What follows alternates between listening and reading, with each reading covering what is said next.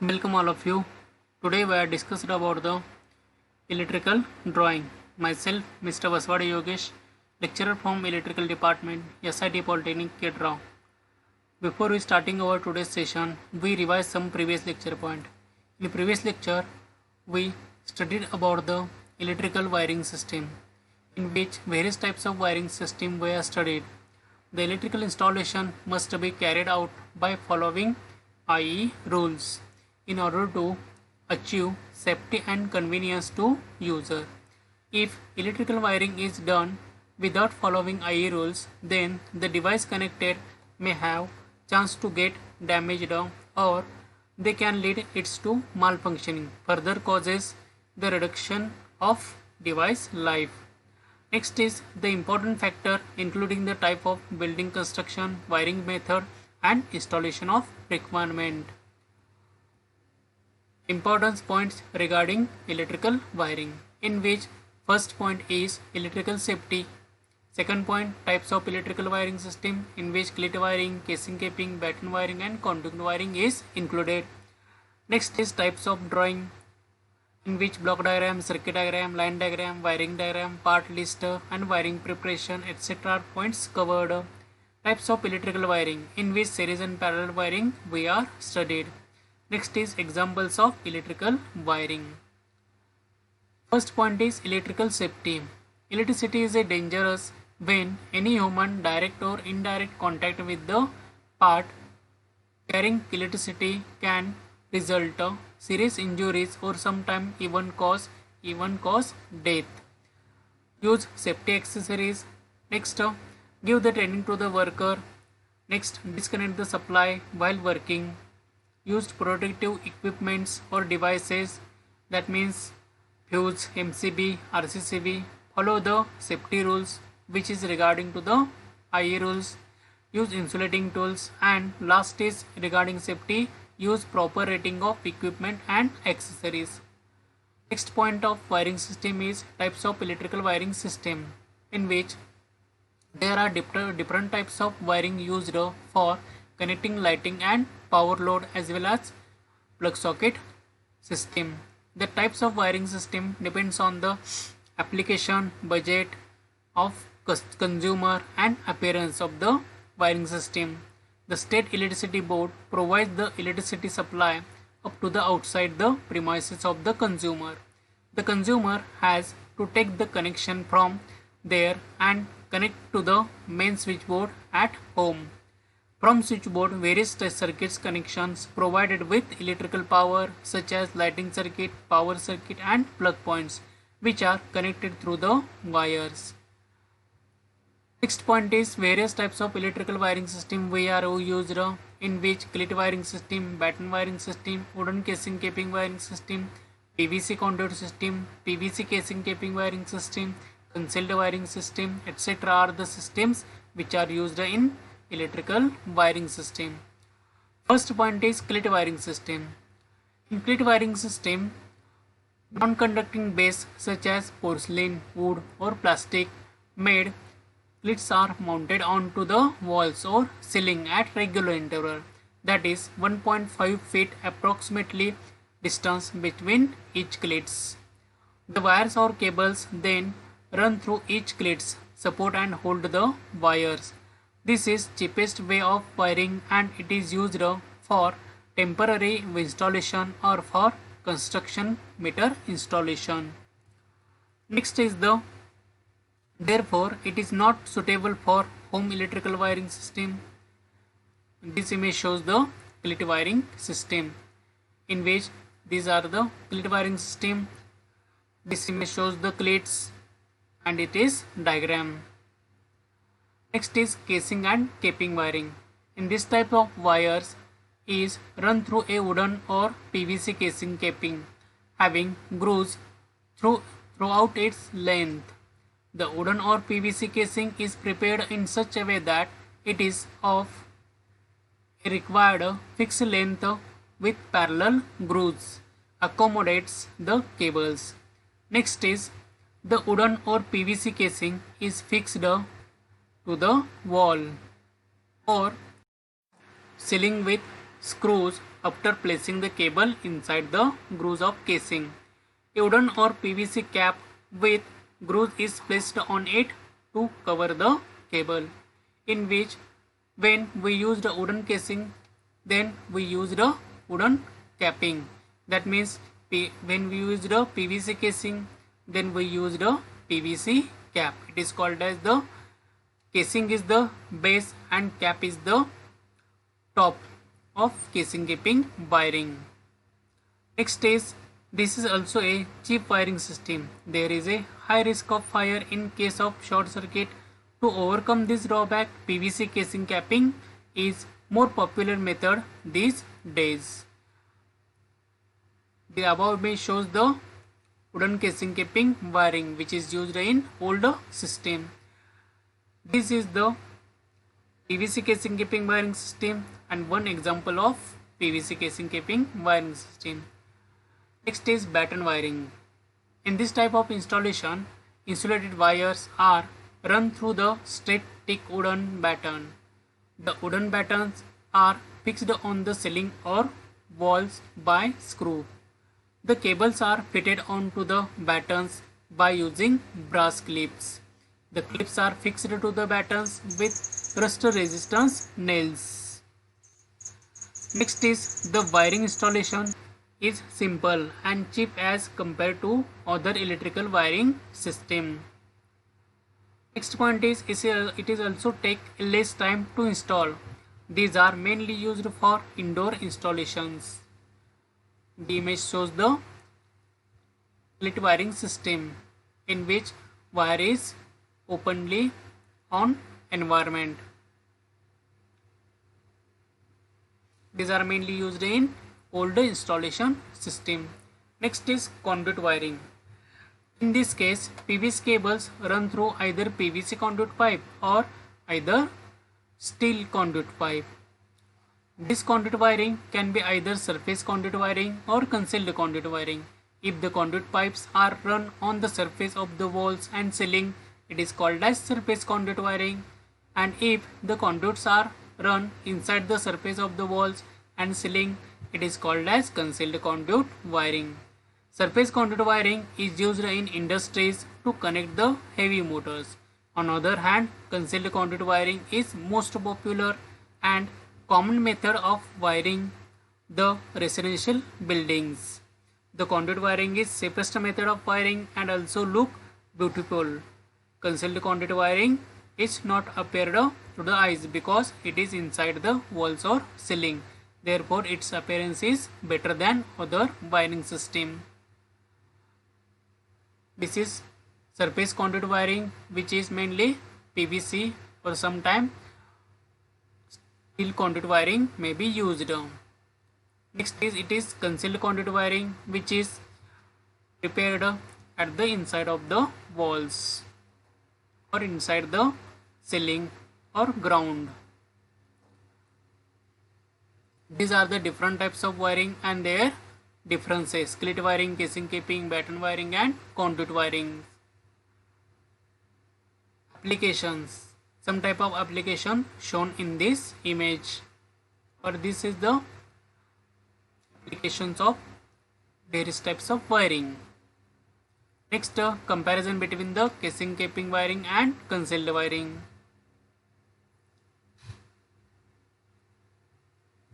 Now we start our today's session, in which we studied about the various types of wiring drawings which are used in electrical system for making the electrical wiring. There are various types of electrical wiring system or wiring drawings. Drawing, it is to convey the information about the connections of various devices and equipments with mains, which provides the complete design or plan of electrical installation and also help to assemble the various equipments. Drawing कशासाठी आपण mainly use करायचं, ज्यावेळेला आपण एखादं electrical wiring करत असतो, मग त्या वायरिंग करत असताना आपल्याला एखादं इन्फॉर्मेशन शेअर करायचे आहे किंवा वायरिंग करताना एक कॉन्ट्रॅक्टर असतो, त्याखाली सब कॉन्ट्रॅक्टर आणि त्या सब कॉन्ट्रॅक्टरच्या खाली वर्कर्स असतात. ओके, त्या सगळ्यांना वायरिंग समजावी यासाठी आपल्याला इलेक्ट्रिकल वायरिंग ड्रॉइंग सगळ्यात इम्पॉर्टंट. आता हे जे इलेक्ट्रिकल ड्रॉइंग आहे ते काय करतं, जे काही वायरिंगशी रिलेटेड इन्फॉर्मेशन आहे ती इन्फॉर्मेशन कन्वे करायचं काम ड्रॉइंग तो आपण इझिली दुसऱ्याला सांगू शकतो. म्हणजे कॉन्ट्रॅक्टर सब कॉन्ट्रॅक्टरला सांगणार वायरिंग ते, आणि सब कॉन्ट्रॅक्टर मेन वर्कर्सना वायरिंग सांगणार कसं आहे वायरिंग ते, कनेक्शन कसे करायचे आहेत, त्यामध्ये कोणत्या वायर्स यूज करायचे आहेत, कोणत्या टाईपचं वायरिंग यूज करायचे आहे, कोणती वायरिंग मेथड यूज करायचे आहे, किती कनेक्शन्स घ्यायचे आहेत, कोणते इक्विपमेंट कनेक्ट करायचे आहेत, किती प्लग सॉकेट आहेत, पॉवर सॉकेट किती आहेत, लायटिंग सॉकेट किती आहे, हे सगळे जे इन्फॉर्मेशन आहे ते सगळे इन्फॉर्मेशन आपल्याला वायरिंग ड्रॉइंगवरून समजू शकते.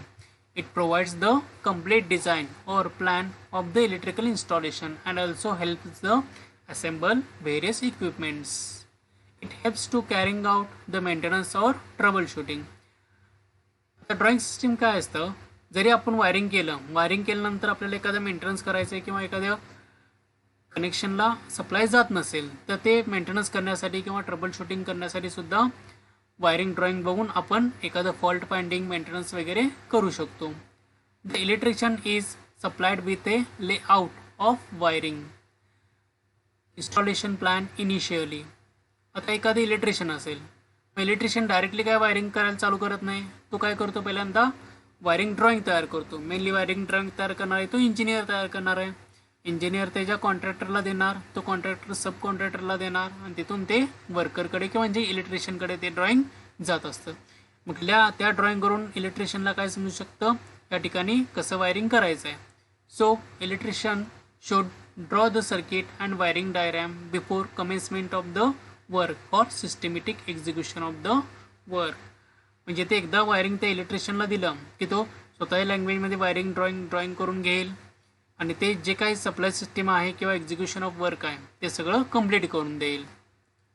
Next various types of wiring. First is block diagram, second is circuit diagram, third is line diagram, fourth is wiring diagram, fifth is wiring schedule, six is part list and seventh is wiring preparation.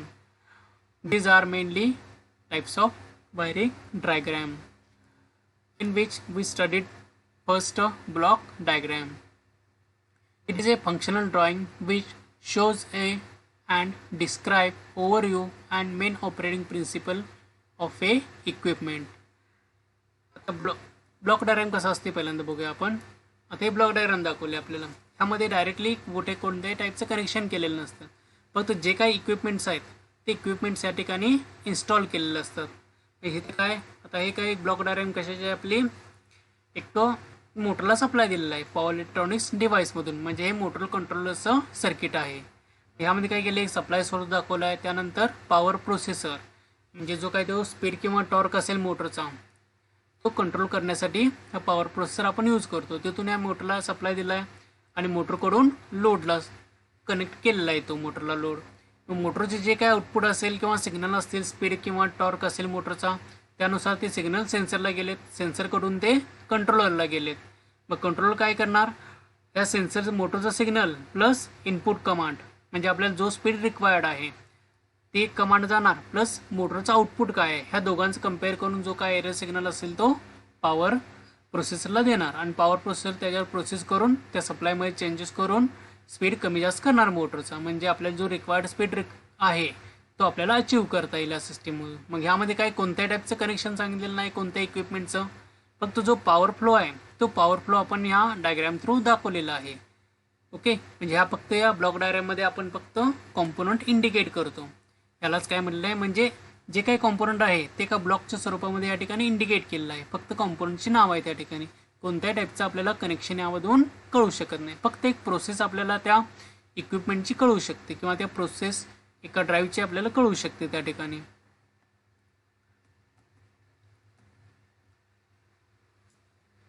Block diagram is a functional drawing which shows and describe overview and main operating principle of a equipment. हे block diagram काय, functional block diagram म्हणजे जे equipment असतात, जे blocks म्हणजेच काय त्यातले component आहेत त्या पर्टिक्युलर सिस्टीमचे, मग ते कॉम्पोनंटचं फंक्शन ते दाखवत असतं ब्लॉक डायग्राम, प्लस त्याचा ओव्हरव्ह्यू दाखवत असतं त्या टोटल सिस्टीमचा, प्लस त्यामधले ऑपरेटिंग प्रिन्सिपल, आत्ताच आपण ऑपरेटिंग प्रिन्सिपल बघितलं, हे सगळं ह्या ब्लॉक डायग्रामवरून आपल्याला कळू शकते. Functions or parts represented by the blocks and blocks are connected by the lines. आता जे आपण ब्लॉक्स बघितले ते काय करते, एक तर फंक्शन दाखवतं त्या टोटल सिस्टीमचं, प्लस ओव्हरव्ह्यू दाखवतं त्या सिस्टीमचा, त्यामध्ये कोणकोणते पार्ट्स आहेत ते आपल्याला रिप्रेझेंट करतं बाय युजिंग द ब्लॉक्स. आणि जे सगळे कॉम्पोनंट्स आहेत म्हणजे ब्लॉक्स आहेत ते ब्लॉक्स एकमेकाला लाईनच्या सहाय्याने कनेक्ट केलेलं असतात.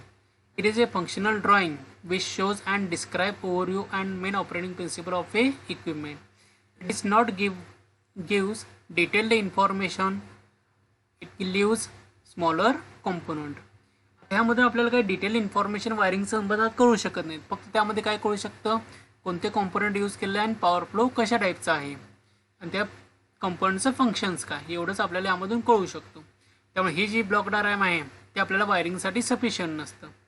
ओके, फक्त त्यामधून आपल्याला कोणते कॉम्पोनंट त्या ठिकाणी वायरिंग सिस्टीममध्ये यूज केलेले आहेत ते आपल्याला यामधून कळू शकतात आणि त्याचं फंक्शन कॉम्पोनंटचं. Hence most technical have limited interest about this diagram. Next is overview of block diagram.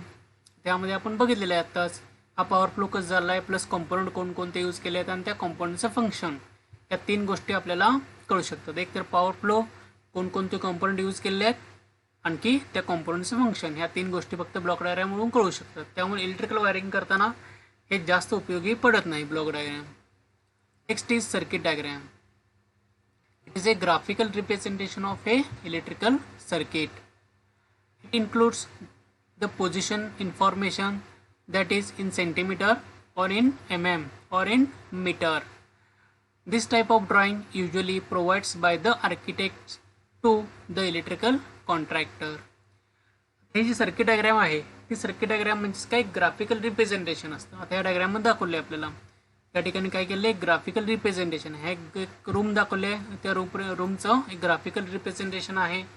त्यामध्ये कोणतं इक्विपमेंट कोणत्या ठिकाणी बसवलेलं आहे या ठिकाणी दाखवलं आहे. हे त्या फ्लोरोसेंट ट्यूब असेल, इलेक्ट्रिकल पॅनल असेल, हे त्यानंतर जंक्शन बॉक्स आहेत आणि हे डुप्लेक्स रिसेप्टॅकल्स आहेत. म्हणजेच काय, रिसेप्टॅकल्स म्हणजेच काय, ज्या ठिकाणी आपल्याला सप्लाय न्यायचं आहे ते कंपोनंट आहे. मग आता या ठिकाणी आपल्या ट्यूब एक कंपोनंट दाखवलेले आहेत, कंट्रोल पॅनल कुठं बसणार आहे याचा सगळ्याच ओव्हरव्ह्यू त्या कॉन्ट्रॅक्टरकडून मिळालेलं असतं. एक तर सिव्हिल कॉन्ट्रॅक्टर देऊ शकतो आपल्याला तो ओव्हरव्ह्यू या स्केमॅटिक डायग्राममधून. ह्यामध्ये शक्यतो करून काय झालेलं आहे, कंपोनंटची पोझिशन आपल्याला यामधून कळू शकते. म्हणजे इलेक्ट्रिकल ट्यूब असेल, इलेक्ट्रिकल कंट्रोल पॅनल असेल, जंक्शन बॉक्स असतील, याचं एक्झॅक्टली लोकेशन कुठं आहे ते आपल्याला सिव्हिल कॉन्ट्रॅक्टरकडून प्लस इलेक्ट्रिकल कॉन्ट्रॅक्टर या दोघांचं कॉम्बिनेशन मिळून आपल्याला ते स्केमॅटिक एक मिळू शकते. आणि त्या स्केमॅटिक सर्किटवरून आपल्याला त्या पर्टिक्युलर इक्विपमेंटची कॉम्पोनंटची पोझिशन कळू शकते. म्हणजे ह्या सर्किट डायग्रामवरून त्या कॉम्पोनंटची पोझिशन समजून घेण्यासाठी आपल्याला हेल्प होते आणि ते किती डिस्टन्सवरती आहेत हे सुद्धा समजायला हेल्प होते. हे आपल्याला आर्किटेक्चर करून इलेक्ट्रिकल कॉन्ट्रॅक्टरला दिलं जातं. It shows the schematic connection of the circuit for specific task in the simplest form. The purpose of circuit diagram is to explain the various accessories in the circuit. म्हणजे त्या ॲक्सेसरीजची position किती metre डिस्टन्सवरती आहेत ते आपल्याला या डायग्रामवरून कळू शकेल. हे डायग्राम दाखवलेले आहे, या ठिकाणी डिस्टन्स दाखवलेले आहे, कॉम्पोनंट दाखवलेले आहेत आणि इक्विपमेंट दाखवलेले आहेत, प्लस त्याची पोझिशन घरामध्ये कोणत्या पोझिशनला असायला पाहिजे हे आपल्याला यावरून दिसू शकते. Third point is layout diagram और line diagram. It is also called as single diagram or one line diagram. It is the simplified version of wiring diagram, consists of a symbol to represent wires or conductors which connects the components together and dimension size of conduit runs. हे सगळ्यात diagram एक simplified version आहे main connection डायग्रामचं. आता ह्या wiring डायग्राममध्ये काय सांगितले तर consist of a symbol to represent components. आता यामध्ये आपण कॉम्पोनंट्स एक्झॅक्टली दाखवत नाही, त्या कॉम्पोनंटचं सिम्बॉल दाखवलं आणि ते जे कॉम्पोनंट्स आहेत ते कनेक्ट करताना आपण एका वायर्स किंवा ज्या काही वायर्स असतील, कंडक्टर्स असतील ते एकमेकाला कनेक्ट केलेलं असतं. त्या कंडक्टरचे डायमेन्शन्स, साईज ऑफ कॉन्ड्यूट म्हणजे त्या कॉन्ड्यूटची साईज हे आपल्याला त्या वायरिंग डायग्रामवरून कळू शकते. काय काय कळू शकते, तर ते वायरिंग डायग्राममध्ये आपण डायरेक्टली कॉम्पोनंट दाखवत नाही, फक्त सिम्बॉल दाखवतो. सिम्बॉल दाखवलं ते सिम्बॉल आपण एका लाईनच्या साहाय्याने कनेक्ट केलेलं असतं. त्यालाच काय म्हणतो आपण, ज्या वायर्स जितका वायर्स रन करायचे आहेत ते आपल्याला त्यावरून कळू शकते. आता यामध्ये बघा, ही आहे ती सिंगल लाईन डायग्रॅम किंवा वन लाईन डायग्रॅम किंवा लाईन डायग्रॅम म्हणतो आपण, किंवा ह्याला आपण लेआउट डायग्रॅमसुद्धा म्हणू शकतो. आता ह्यामध्ये काय दाखवलं आहे डायरेक्टली, आता हे लॅम्पचे सिम्बॉल आहेत, आपण सिम्बॉल दाखवले, आपण स्विच आहे, स्विचचा सिम्बॉल आहे, जंक्शन बॉक्सचा सिम्बॉल आहे, सगळे सिम्बॉल रिप्रेझेंट केले आहेत त्या ठिकाणी. डायरेक्टली कोणत्याही टाईपचे कंपोनंट आपण या ठिकाणी दाखवत नाही. प्लस त्या पर्टिक्युलर स्विच आणि तो जो लॅम्प आहे त्यामधला डिस्टन्ससुद्धा आपल्याला या ठिकाणी कळू शकेल. प्लस जंक्शन बॉक्स कुठे दाखवलेले आहेत, वायर्स कशा रन होणार, वायर किती रन होणार आहेत. आता हे तिरक्या ज्या लाईन्स दिसतात तुम्हाला ते काय इंडिकेट करतात, त्यामधून किती वायर्स रन झाले आहेत. सपोज आता या ठिकाणी किती 3 सिम्बॉल आहेत, म्हणजे या ठिकाणी 3 वायर्स रन झाले आहेत. या ठिकाणी 3 आहेत, ह्या ठिकाणी सुद्धा 3 आहेत. त्यामुळे ह्या ठिकाणी एकच लाईन दाखवली आहे, पण ह्यावरती 3 तिरक्या लाईन्स मारल्या आहेत. म्हणजे याचा अर्थ काय होतो, एक लाईन म्हणजेच काय, त्याचं मिनिंग काय, त्याचं 3 वायर्स रन झाले आहेत. आता या ठिकाणी काय 2 तिरक्या लाईन्स आहेत, म्हणजे यामधून 2 वायर्स रन झाले आहेत. या ठिकाणी आता 4 तिरक्या लाईन्स आहेत, म्हणजे या ठिकाणी आता 4 वायर्स रन झाले आहेत. आणि प्रत्येक कंपोनंट इथं फ्यूज आहे, मेन स्विच आहे, या सगळ्यांचे सिम्बॉल आपल्याला या ठिकाणी दाखवलेले आहेत. म्हणजे यामध्ये सिम्बॉल मेन 2 वायर्समधला डिस्टन्स किती असणार आहे, जंक्शन बॉक्स टू कंपोनंट किंवा सिलिंग रोज टू कंपोनंट किंवा इक्विपमेंट किंवा लॅम्प असेल किंवा दुसरं एखादं इक्विपमेंट असेल किंवा स्विच बोर्ड, पॅनल बोर्ड, त्याचा डिस्टन्स किती असणार आहे, हे सगळं आपल्याला यामधून कळू शकते. काय काय कळू शकतं, एकतर कोणते कंपोनंट यूज केलेले आहेत ते आपण सिम्बॉल थ्रू दाखवतो. सेकंड पॉईंट म्हणजेच ह्यामध्ये किती वायर्स रन होणार आहेत, म्हणजे नंबर ऑफ वायरची क्वांटिटी किती लागणार आहे ते आपल्याला यामधून कळू शकतं. किती डिस्टन्सची वायर लागणार आहे हे आपल्याला कळू शकतं. त्यानंतर ॲक्च्युली त्या पर्टिक्युलर केसिंग केपिंग असेल किंवा पाईप वायरिंग, कॉन्ड्यूट वायरिंग असेल, त्या कॉन्ड्यूटमधून किती वायर्स रन होणार आहेत हे सुद्धा कळू शकतं यामधून आपल्याला. आणि कोणते कंपोनंट या ठिकाणी यूज केलेले आहेत, म्हणजे टोटल ओव्हरऑल इस्टिमेशन आपल्याला ह्या डायग्रॅमवरून कळू शकतं. म्हणजे वायरिंग करताना आपल्याला ओव्हरऑल इस्टिमेशन जर कॉस्टिंग करायचं असेल, म्हणजे तिथं बजेट किती येणार आहे त्या वायरिंगचं हे कॅल्क्युलेट करायचं असेल, तर आपल्याला काय करावं लागेल, वन लाईन किंवा सिंगल लाईन डायग्रॅम इंडिकेट करावं लागेल. किंवा अशा टाईपच्या डायग्रॅमवरून काय करू शकतं, आपल्याला लगेच त्या ठिकाणी टोटल मोठ्या एखाद्या वायरिंग डायग्रॅम आपण स्मॉल स्वरूपामध्ये या ठिकाणी दाखवू शकतो सिंगल लाईन डायग्रॅमवरून. ओके, कळाल्या गोष्टी. मेन एस्टिमेशन करण्यासाठी आपण ह्या डायग्रॅमचा यूज करतो कॉस्टिंग कॅल्क्युलेशन करण्यासाठी.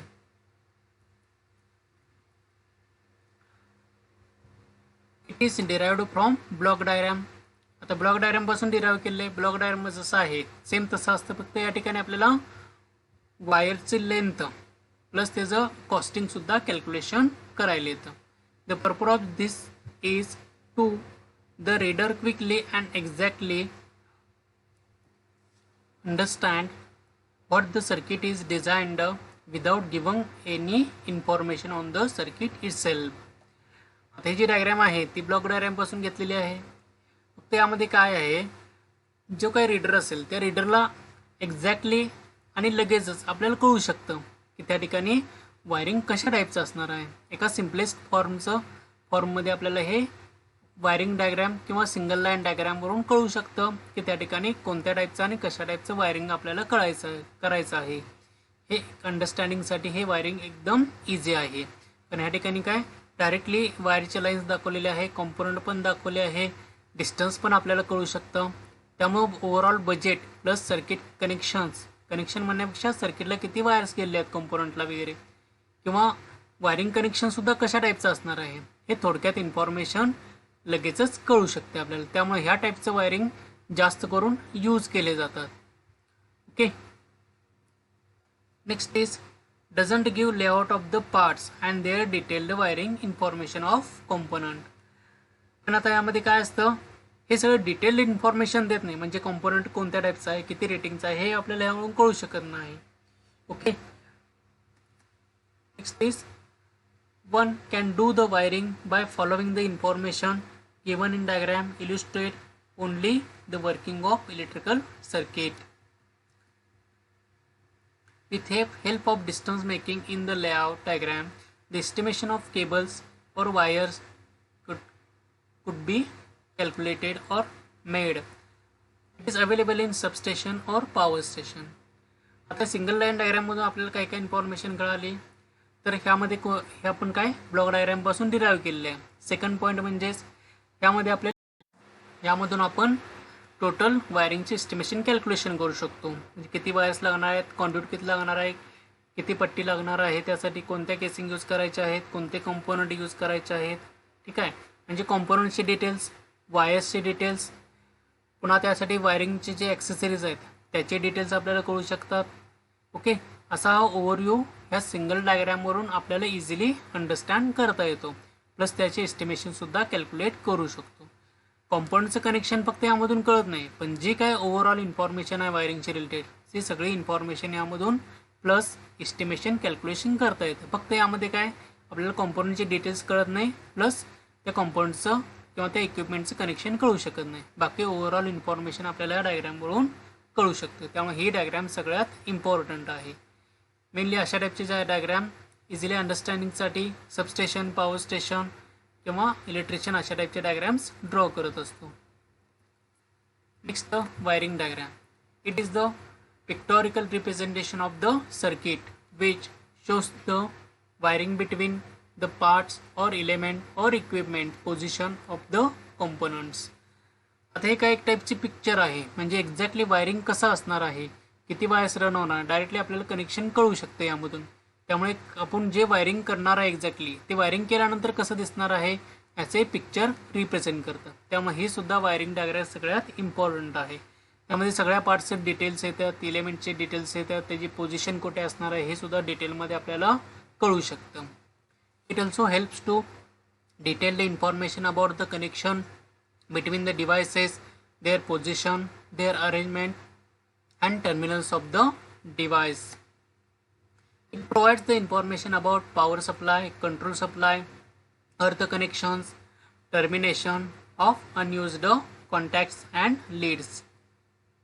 त्यामधून आपल्याला आणखी काय काय कळू शकतं, यामधले डिटेल्ड इन्फॉर्मेशन सगळी, म्हणजेच काय कोणत्या वायर यूज करायचे आहेत, कोणते डिव्हाइस यूज करायचे आहेत, किती वायर्स लागणार आहेत, पोझिशन काय आहे त्या ॲक्च्युली इक्विपमेंटची, अरेंजमेंट कशी करायचं आहे, कोणत्या टाईपचं वायरिंग यूज करायचं आहे, त्यानंतर पॉवर सप्लाय किती आहेत, कंट्रोल सप्लाय किती आहेत, अर्थ कनेक्शन कोणकोणते आहेत, अनयुज्ड टर्मिनल्स कुठले कुठले आहेत, न्यूट्रल पॉईंट्स, न्यूट्रल लिंक्स किती आहेत, ह्या सगळ्याची इन्फॉर्मेशन आपल्याला वायरिंग डायग्रॅमवरून कळू शकतं. जी सिंगल लाईन डायग्रॅम आहे त्याचं म्हणजे एक पिक्चर असतो तो काय वायरिंग सिंगल लाईन डायग्राम काय करतं आपल्याला फक्त एक इझिली आणि एक्झॅक्टली ओव्हरव्ह्यू देऊ शकतं. ओके, पण ह्यामध्ये डिटेलमध्ये आपण जाऊ शकत नाही सिंगल लाईन डायग्राममधून. तसे ह्यामध्ये आपल्याला संपूर्णपणे डिटेल इन्फॉर्मेशन देण्याचं काम कोण करणार आहे, वायरिंग डायग्राम. त्यामुळे ही पण सगळ्यात जास्त इम्पॉर्टंट वायरिंग डायग्राम आहे.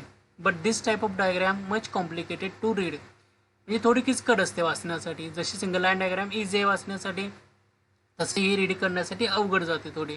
त्यामुळे थोडं एक्सपर्टीज आपल्याला व्हायला लागतं यामध्ये. Use wiring diagram along with layout diagram enable the technician in the initial stages of the planning to estimate the required type, size and length of the cables and also decide on the vertical, horizontal or ceiling run cables. आता wiring diagram plus layout diagram जे आपण 2 नंबरला बघितले होते, या दोघांच्या कॉम्बिनेशनमुळे आपल्याला कळू शकतं एक्झॅक्टली रिक्वायर्ड एस्टिमेशन आपण काढू शकतो. सिंगल लाईन डायग्रामपेक्षा सुद्धा वायरिंग डायग्राम प्लस सेकंड होती ती लेआउट डायग्राम म्हणजे सर्किट डायग्राम. या दोघांचं कॉम्बिनेशन करून आपण एक्झॅक्ट एस्टिमेशन, इंजिनियर असेल तो एस्टिमेशन कॅल्क्युलेट करतो. टाईप, साईज, लेंथ, केबलची, कॉम्पोनंटचे स्पेसिफिकेशन वगैरे सगळं कॅल्क्युलेट आपल्याला वायरिंग डायग्राम प्लस लेआउट डायग्रामवरून कॅल्क्युलेट करता येतं. The wiring diagram is of great use to test, rectify the fault in the installation during the maintenance work. आता ही वायरिंग डायग्राम आहे ती सगळ्यात मोस्ट यूज केलेली वायर डायग्राम आहे की ज्याच्यावरून आपल्याला फॉल्टसुद्धा क्रिएट करता येते किंवा ट्रबल शूट करता येतील फॉल्ट जे काही क्रिएट झालेले आहेत फॉल्ट.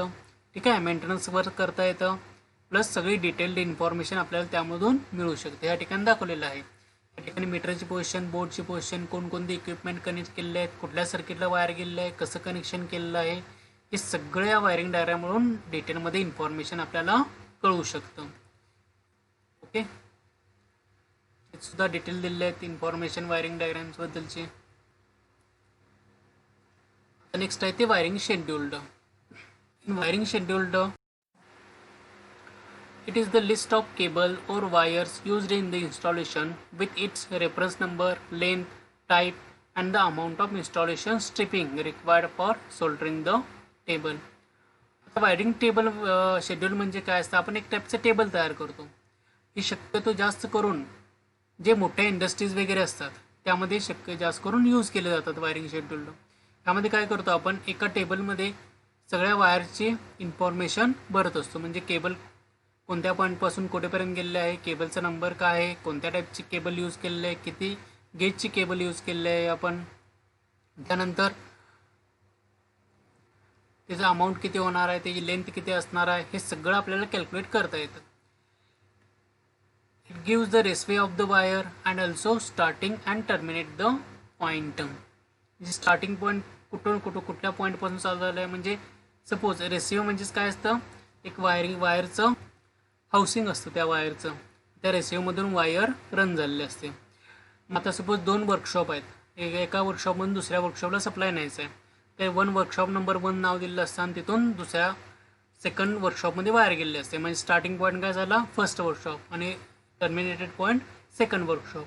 अशा टाईपची डिटेल इन्फॉर्मेशन आपल्याला यामधून मिळू शकते. In some complex equipment, wiring table gives the interaction of the equipment such as motor and heaters with starting and finishing reference point.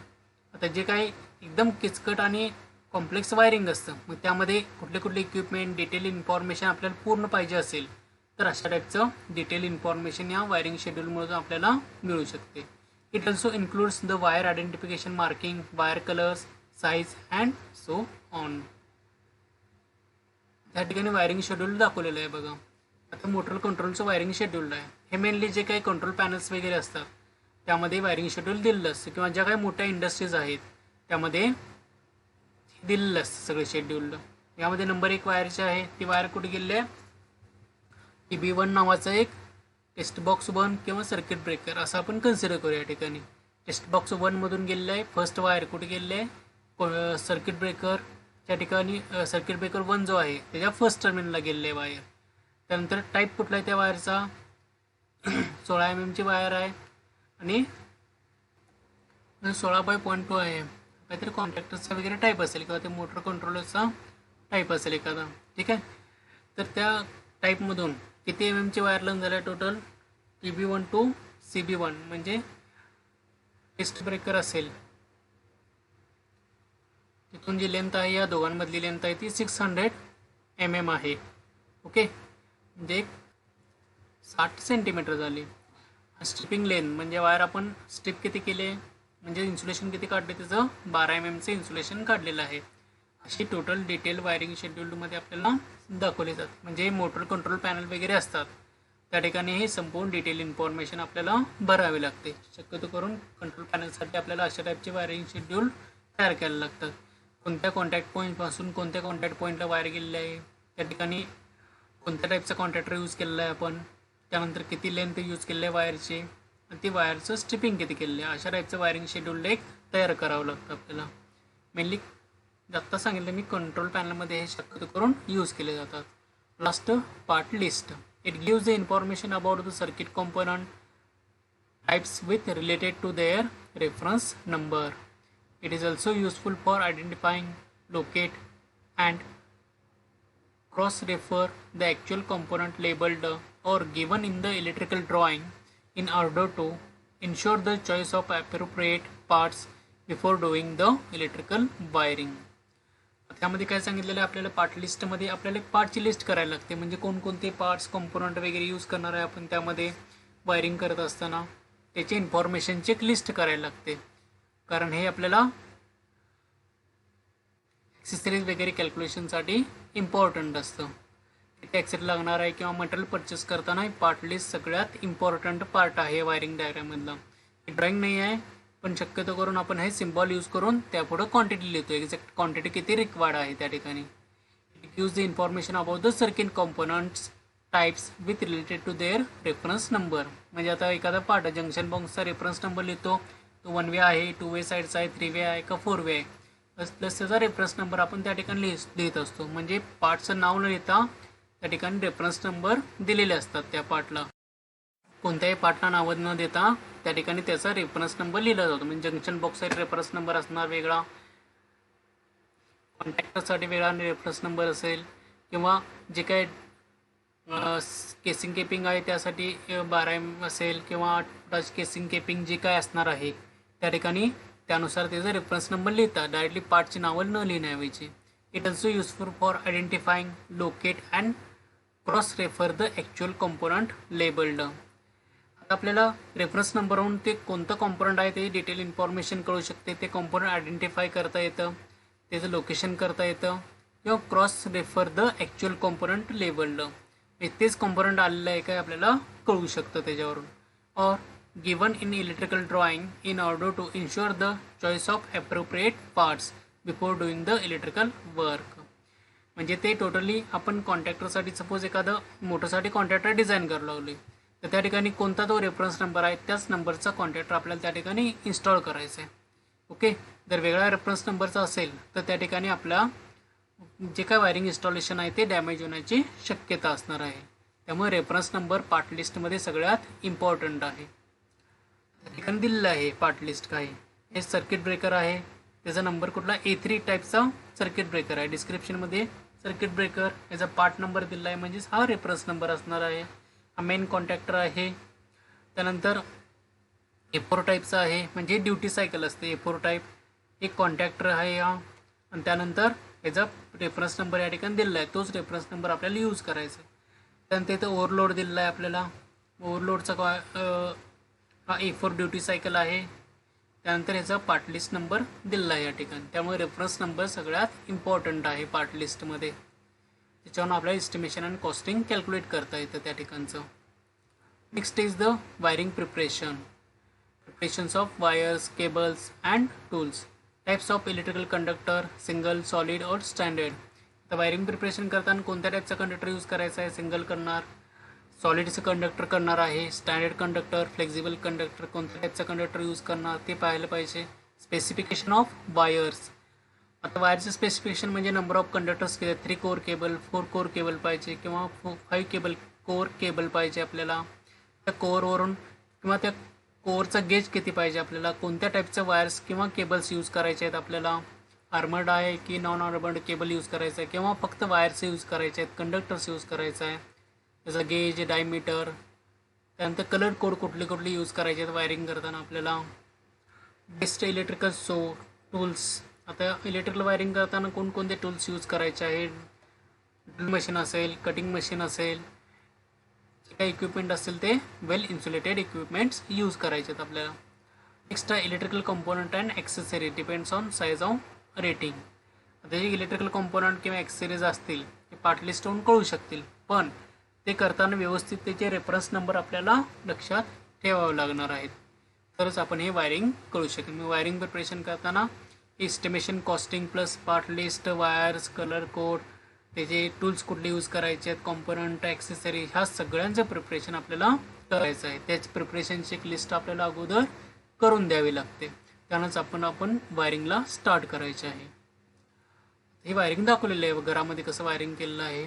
हे मेन वायरिंग कनेक्शन डायग्राम दाखवलेलं आहे. कॉम्पोनंट इथून मेन सप्लायपासून वायर आलेले आहे, पोलवरून इलेक्ट्रिकल एनर्जी मीटरमधून MCBला गेलं आहे. हा main switch झाला आपला. या मेन स्विचमधून पुन्हा RCCBला अर्ध लिकेजपासून प्रोटेक्शन प्रोव्हाइड करतो. त्यानंतर तिथून सब सर्किटला डिवाइड झाले आहे. प्रत्येक रूममधल्या सब सर्किटला एक MCB कनेक्ट केलेला आहे आपण. त्या MCB म्हणून प्रत्येक सर्किटला इथं जे काही प्लग सॉकेट आहे तिथं वायरिंग केलेलं आहे. सेकंड कनेक्शन आहे ते लॅम्प सर्किटला एका रूममधल्या, थर्डमधून दुसऱ्या एखाद्या रूममधल्या लॅम्पला, फोर्थमधून तिसऱ्या रूममध्ये, फिफ्थमधून जे काय पॉवर इक्विपमेंट आहेत म्हणजे वॉटर पंप असेल, वॉटर हीटर, जे पॉवर इक्विपमेंट आहेत, हाय रेटिंगचे इक्विपमेंट, त्यासाठी वेगळा MCB काढलेला आहे. जे काही न्यूट्रल असेल ते न्यूट्रल लिंक आपण इथून प्रोव्हाइड केले आहेत. प्रत्येक सब सर्किटला वेगवेगळे असं युनिफॉर्मली डिस्ट्रीब्युशन केलेलं आहे वायरिंगचं. त्यालाच काय म्हणतो आपण, डिस्ट्रीब्युशन बॉक्समधून काही डिस्ट्रीब्युशन केलेलं आहे. हे टोटल सगळी वायरिंग डायग्राम झाली आपली. Okay, today's lecture is over. Thank you.